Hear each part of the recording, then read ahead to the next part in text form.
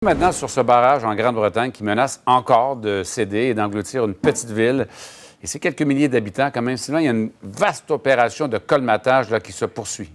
Oui, avec la Royal Air Force, parce qu'il faut tenter, évidemment, de remplir ce fameux trou. Vous le voyez ici, avec l'hélicoptère, le Chinook, avec d'immenses sacs de sable.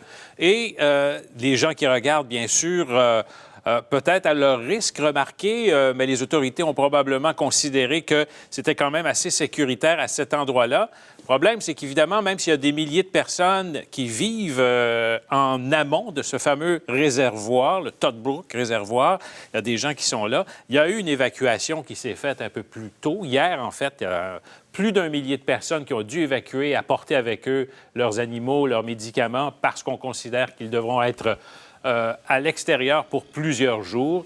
Mais là, cette opération-là est en cours au moment où on se parle. Alors, il s'agit essentiellement de remplir ce fameux trou dans le barrage, dans le mur du réservoir qui empêche l'eau, évidemment, de s'écouler. Et ça doit se faire de façon très minutieuse. C'est calculé pratiquement au centimètre près. On le fait de façon très proche. Vous voyez l'hélicoptère donc, qui s'approche le plus possible parce que le faire tomber de trop haut pourrait carrément briser le reste du réservoir. Donc, c'est une opération qui actuellement est en cours. Je vais vous faire entendre d'ailleurs là-dessus un des responsables de l'opération. We've got to make sure it's done not too high so we don't put more stress onto the dam itself, but also we've got to get them into sort of centimetre square areas so that it's like a big Lego block that we're building. Alors, c'est quand même assez impressionnant quand on voit ça et on espère que les ingénieurs font bien leurs calculs, mais il faut dire que ce qui a causé ça, ce sont les pluies diluviennes plus tôt cette semaine. Oui, et je vous invite tout de suite à voir les images du 31 juillet.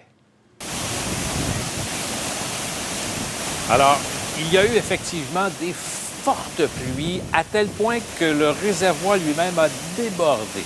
Donc, et coulant évidemment par-dessus ce mur que vous avez vu, avec ce causant évidemment la faille, le trou finalement qui s'est creusé par la suite.